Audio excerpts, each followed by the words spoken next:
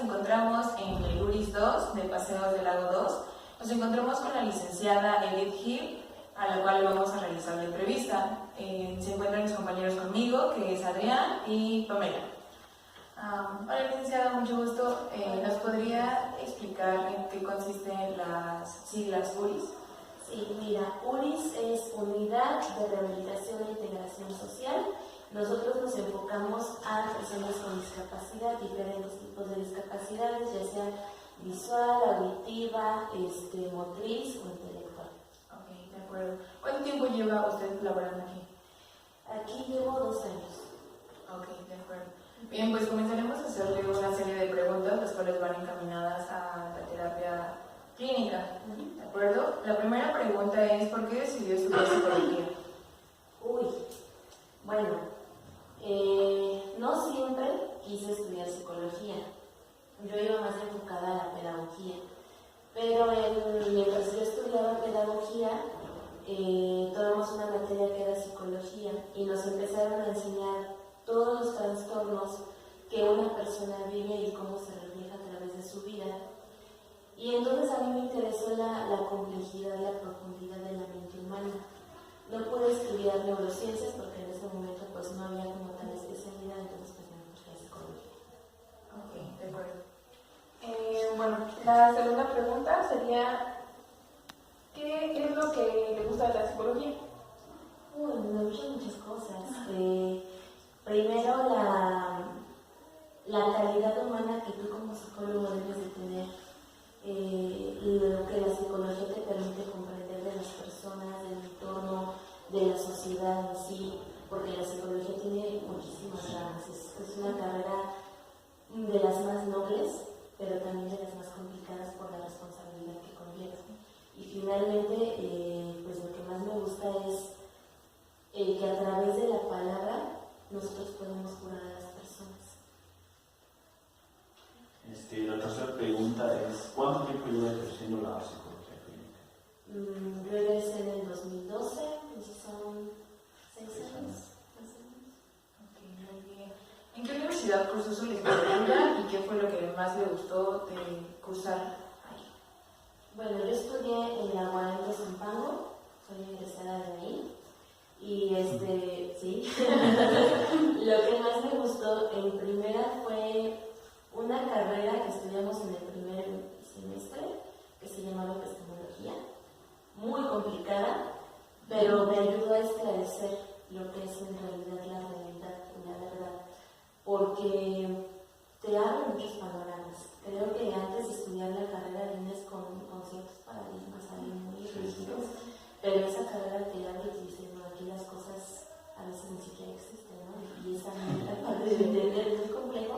Me gustó mucho esa materia, me gustó el servicio social, porque estuve en el servicio social por parte de brigadas y dábamos atención psicológica a niños, no como tal tan profesional porque éramos practicantes, pero bueno, te vas acercando al campo. Y más me gustó la práctica profesional porque yo estuve 1 año y medio en un reclusorio. Entonces, pues aprendes bastante de la carrera, de la gente, pero más de ti. Eso fue lo que más me gustó. Y la siguiente pregunta sería, ¿qué importancia ve a la psicología? ¿Qué importancia ve a la psicología? Muchísima. Yo creo que no nos damos cuenta de qué tan importante es la salud mental hasta que o nos pasa algo o nos metemos en el campo. Entonces, en la actualidad ha aumentado la tasa de suicidios, de trastornos alimenticios, de problemas de violencia intrafamiliar y por donde quiera que lo vean, la psicología está inmersa, ya sea a través de un grupo, a través de una persona, de una familia, de una pareja. Entonces, la importancia que tiene es bastante, porque a través de los problemas sociales se derivan los familiares y los familiares los personales, y como tú como persona no estás íntegra mental, física, psicológicamente, pues obviamente vas a ser un problema que se refleja a través de los demás. Entonces, pues la importancia es esa, ¿no? Finalmente la salud y el cuidado del ser individual. ¿A qué modelo terapéutico se inclina más?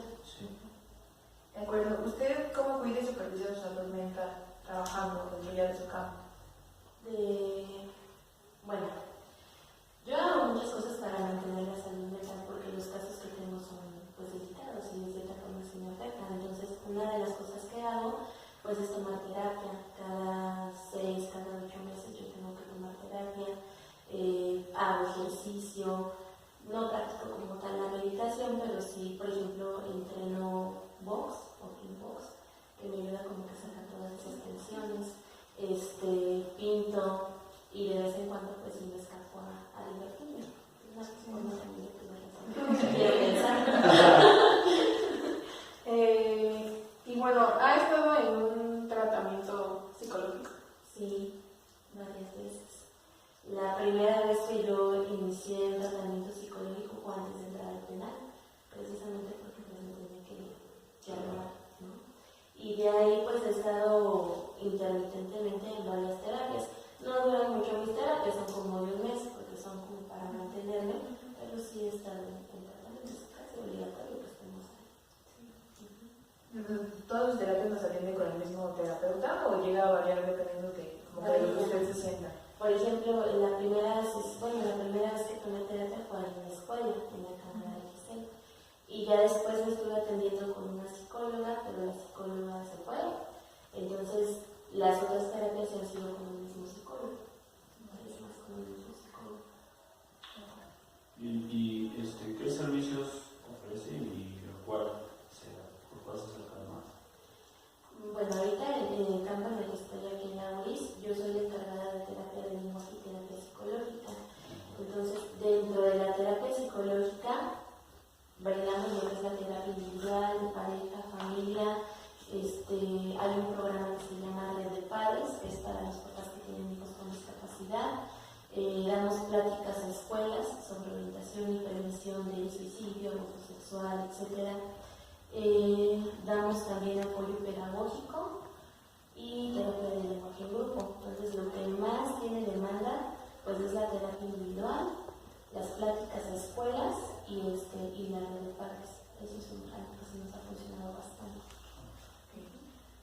¿Cuál considera que es el principal obstáculo para que una persona se acerque a terapia? Depende de la edad. Por ejemplo, en los niños no es tanto el paciente el problema, el paciente es el apego al tratamiento que tienen los papás, porque saben que cuando vengan aquí se van a dar cuenta que el problema no es el niño, sino los papás. Entonces ya desde ahí empiezan a crear cierta resistencia al tratamiento. Con los adolescentes es más la rebeldía propia de la edad, el cambio de identidad que están teniendo y que pues finalmente ellos argumentan que no están locos, ¿no? Que para qué vienen, como un mito que se tiene. Pero les diré que cuando un adolescente entra a terapia son de los que más se comprometen y de los que más cambian. A lo mejor porque están en el proceso, pero una vez que llegan son de los que más se comprometen. Y en los adultos pues ya entra mucho la parte de la economía, muchas resistencias, sobre todo con los hombres. Los hombres ya casi no vienen a terapia ni para adultos. La mayoría de la población son mujeres. Pero algo que no funciona pues es eso, que cuando se enfrentan al problema, cuando saben que vamos a llegar al meollo del asunto, pues se resisten y se van. O sea, finalmente es eso.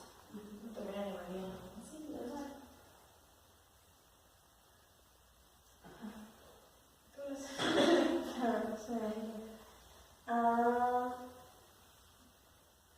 ¿Qué género y o edad es el que más recibe por regularidad? Desde los 15 años hacia abajo, hombres. Y de los 15 para arriba, mujeres.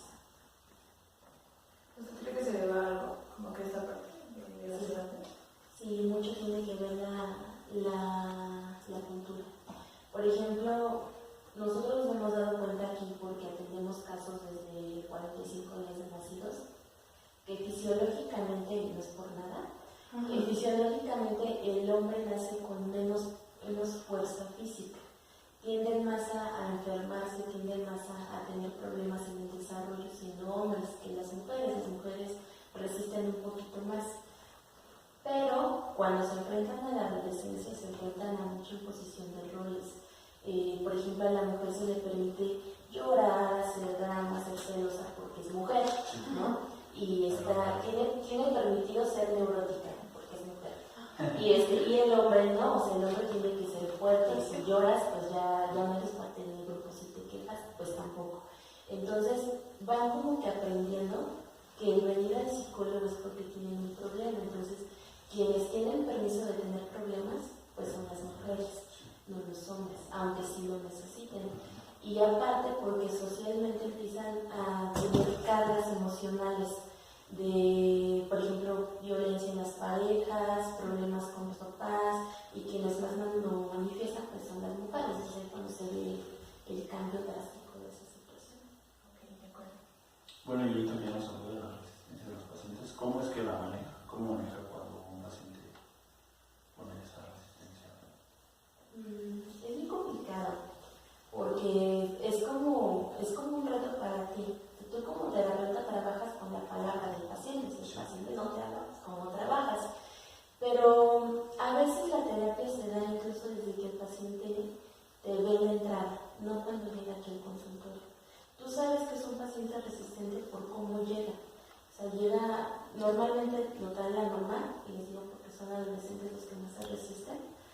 Y es que mi hijo está mal, porque bien, porque no, y el chamaquito ya empieza como que a tener esa conducta así, ¿no? No sabe que tú eres la psicóloga, en ese caso no me conocen a mí como psicóloga.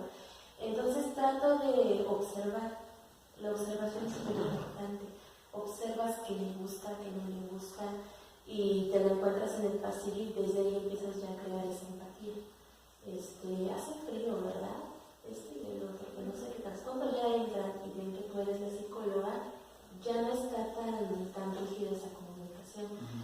Tú le das el respeto al paciente, le pides a la mamá que se salga y le preguntas a él qué le gusta, qué opina, si tú estás haciendo alguna actividad y él quieres que te ayude sin entrar necesariamente a la terapia. Y él solito te empieza a platicar y ya pues estás en terapia. Sin que lo sepa. Sin que lo sepa. ¿Y en los casos de personas mayores, adultas?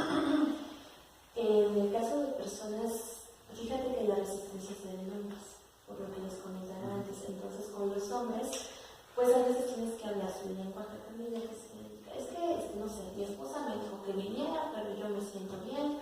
Sí, ¿verdad? A veces las esposas, háblenme de su esposa. Háblenme de esa, no de usted, porque usted no se pone en el problema de su esposa. Pero si usted viene, yo le voy a ayudar a llevarse mejor con la esposa. Y tomas la terapia. Finalmente, el paciente con resistencia siempre te va a dar una ventanita por donde puedas entrar. Entonces, tú tienes que estar muy alerta de cómo usar esa pequeña ventana. Incluso la resistencia se puede utilizar. Por ejemplo, el que le digas, yo no necesito la terapia. Sí, yo sé que no la necesitas. ¿Quién de tu familia sí? Pues mi hijo, porque fíjate que mi hijo, y por ahí entras. O sea, sí, es muy de no ponerte en tu papel de psicóloga siempre. Darles un poquito la razón y por qué no la necesitas. ¿Por qué cree ella que tú no necesitas? Hablarte sobre esas preguntas y el paciente ya está dice, fíjate, como que sí me ayudó. Yo creo que sí vengo a la siguiente, ¿no? Y sí vienen. Digo, no termino todo el tratamiento por muchas otras cosas, pero sí vienen. Okay. ¿Suelen interrumpir mucho su tratamiento? O sea, ¿lo suelen interrumpir cuando les falta mucho? ¿O ya casi al final cuando ya se sienten mejor? Lo interrumpen casi siempre cuando inicia, porque a veces las personas tienen la idea errónea de que el psicólogo les va a venir a decir la solución de su problema. Y si no lo solucionan en un día, no vuelven, ¿no? Entonces, casi siempre lo dejan a la segunda, tercera sesión cuando se van. Pero si el paciente pasa de la segunda, tercera sesión, es muy probable que termine el tratamiento.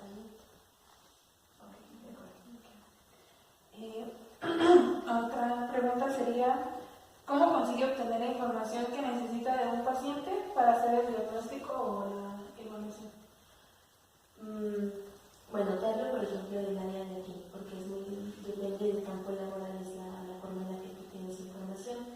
Cuando un paciente llega aquí a la URIS, tiene que pasar con el médico especialista en rehabilitación. Él es el que hace la entrevista más importante, porque el médico especialista en rehabilitación es especialista en todo, en todas las áreas. Entonces, él le pregunta al paciente sobre sus antecedentes natales, la familia, cómo se complicó, todo, y te arma un expediente. Tú antes de que ya entres con el paciente, tú como psicólogo, como terapeuta del lenguaje, ya tienes que haber leído ese expediente. Entonces, tienes una idea del por qué viene el paciente. En el caso de niños, la información más importante te la dan los papás o a veces los maestros, porque a veces son los maestros los que nos mandan. Te tienes que basar del expediente, te tienes que basar en una buena entrevista, que no siempre es estructurada. A mí me gustan las entrevistas abiertas porque te dan más información. Pero sobre todo la observación que tú tengas como psicólogo, que te la va dando la experiencia, y pues obviamente tu batería psicológica.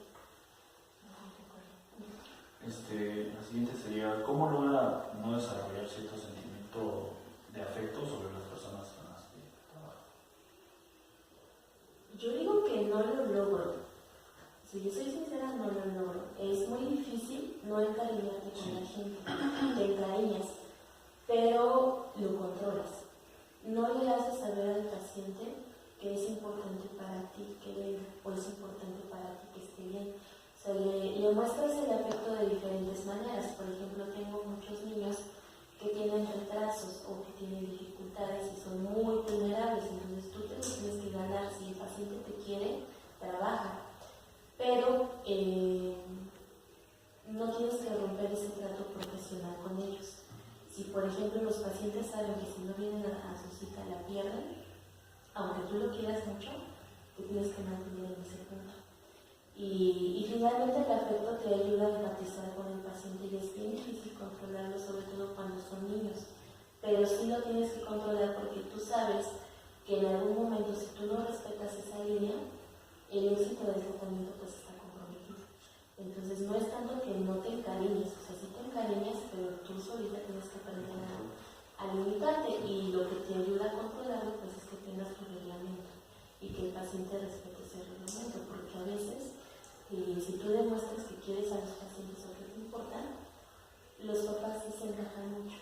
Y nos ha pasado muchas veces que hay pacientes a los que les apoyamos, les ayudamos, y después ya no vienen, o son muy incumplidos, o te exigen que hagas las cosas, y ya te das cuenta que en ese momento pues se construye la línea y canalizas. Sí. ¿No? Tienes que canalizar porque entonces ya hay tensión y pues ya la relación no va a ser la misma. Ok, de acuerdo. ¿Cómo maneja sus ideas personales para no proyectarlas con el paciente?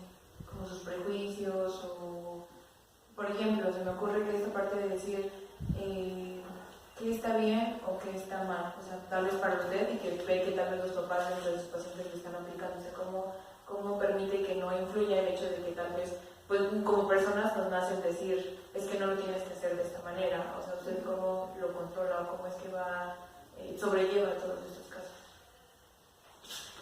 Con terapia. Tú tienes que tomar terapia para que sepas en qué momento está siendo prejuiciosa y en qué momento ya no está siendo objetiva.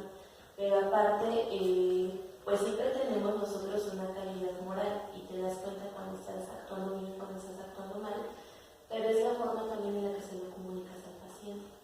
Si tú le dices al paciente que lo que está haciendo está mal, así tal cual, pues estás tomando una actitud prejuiciosa. Puedes llegar a decir, mira, yo observo que tú tiendes a hacer estas cosas, tiendes a hacer estas conductas. ¿Qué te lleva a hacerlo? ¿Has pensado en hacerlo de una manera diferente? Tal vez así. Y entonces no le manejas ni los polos, ni bueno, ni malo, ni negro, ni blanco. O sea, tratas de tener un lenguaje muy fluido para que el paciente te compre la idea.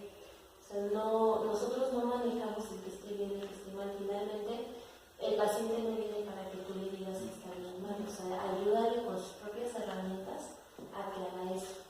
Por ejemplo, tengo personas que son muy estrictas con sus hijos, pero demasiado estrictas. Yo no les puedo invitar a que sean estrictas porque ya vienen de muchos años. Pero si les dices, bueno, eres estricta, pero puedes aprender otro modelo diferente, sin dejar de ser estricta. Entonces vas moldeando. Y si en algún momento tú sientes que el caso te está afectando, que ves a la señora y te enojas con la señora o eso, pues entonces es cosa tuya. Entonces ya tienes que trabajar en terapia, porque si no, pues más que terapeuta, pues vas a ser mamá de la señora, ¿no? Y no sé, punto. ¿Ha tenido que recurrir a algún otro especialista como apoyo al proceso de recuperación de un paciente? Por ejemplo, un médico, Sí, sí. Uy, sí. Aquí en el área lo que más necesitamos es neurólogo, psiquiatra, audiómetra, el médico especialista en rehabilitación, nutriólogo, cardiólogo, todas las especialidades que te puedas imaginar, porque hay pacientes que están comprometidos con todas esas áreas. La que más se usa pues es psiquiatría y neurología. Ok, de acuerdo. ¿Cuál ha sido el mayor reto para cumplir dentro del código ético durante su experiencia con él? Algo que es bien delicado es el abuso sexual infantil, porque el código ético te marca ciertas pautas que tú tienes que hacer como psicólogo. Cuando tú detectas un abuso sexual, pues es llamar a las autoridades, canalizar y levantar todo el reporte. Pero a veces ese código no se puede cumplir tal cual por la complejidad de la situación. Porque a veces me ha tocado que el único responsable del niño, el único que, pues sí, que es totalmente responsable del niño es el abusador. Y ahí a quién le dices, a quién le informas. Entonces, aparte tienes que tener muy, muy comprometida el diagnóstico, o sea, de verdad tener en cuenta que es, canalizamos totalmente. Cuando el código ético se ve comprometido, te ayudas a lo mejor de otro colega que te diga o que te refieras si tu punto de vista está bien o está mal, y canalizas, porque a lo mejor no eres competente para ese caso en especial. Y finalmente, pues aunque hablemos de un abuso sexual, pues hablamos de muchas otras cosas. Entonces, si en algún momento te sientes dudoso de tu propio diagnóstico, pues obviamente tienes que pedir referencias. En mi caso es fácil porque hay otra psicóloga trabajando aquí, en otra área, pero nos ayudamos mutuamente. Y cuando pasa esa situación o vemos que el caso es complicado, canalizamos, porque pues es mejor, es sano para el paciente. Ante un caso de depresión, también un poquito del tema, ¿qué seguimiento suele llevar? O sea, dentro del vestuario pues, llega a tener casos de depresión, o sea, ¿cómo los maneja? Sí, se dan mucho en adultos mayores, personas de la tercera edad y niños. Entonces, para el caso de depresión, lo primero que tienes que hacer es evaluar el grado de depresión que tiene, porque eso hace que la persona tenga los recursos para la terapia. Si es una persona que tiene una depresión leve, lo puedes trabajar, pero si es una persona con depresión profunda, está arrojándote poquitos rojos de que puede llegar a intentar algún suicidio o atentar en contra de esa persona o de alguien más. Si tú detectas algo así, tienes que canalizar a psiquiatría para medicar. Y sí nos ha tocado ya varios casos así. Entonces, en la depresión primero se evalúa, se diagnostica, se tienen que ver las redes de apoyo con las que cuenta el paciente, porque tienen que estar alertas de su estado emocional. Y con el paciente en depresión se da cita abierta. En el caso en el que las personas que están alrededor del paciente detecten que se está ausentando, que está haciendo comentarios que no, inmediatamente se abre un espacio y se atiende. Y dependiendo del grado de profundidad, se canaliza a psiquiatría y se continúa con la terapia. ¿Han tenido casos de suicidio? De suicidio ya cometido, no, pero sí de intentos. 3 casos este año. Y la mayoría de los casos, pues son niños de 6 años. ¿Cree que sea debido a, por ejemplo, aquí que es una unidad de rehabilitación, sea por lo mismo? ¿Podría decirse bullying que en ocasiones sufre? Uno sí, uno fue por bullying. El niño tenía problemas para hablar, no decía la R, entonces no es un problema grave, pero pues sabemos que los niños son crueles. Y el problema no fue tanto el bullying, sino que en casa no tenía apoyo. Entonces mamá y papá trabajaban todo el día, el hermano pues ya era un adolescente, tenía su novia y el niño estaba solito, entonces no había quien lo reconfortara, no tenía redes de apoyo. Y para él fue muy fácil, un día que lo agredieron en la escuela, se defendió y la maestra, en vez de pues tomar un papel más prudente, lo regañó y lo castigó por defenderse. Entonces le quitas la única parte segura que él había sentido Y cuando llegó a su casa, pues colgó una bufanda y se intentó ahogar. No lo logró porque el hermano empezó a escuchar ruidos, entonces fue y lo desamarró. Y ahora el niño está dado de alta, o sea, el niño sí que el niño está muy bien, pero fue eso. Y los otros dos casos pues han sido por violencia intrafamiliar.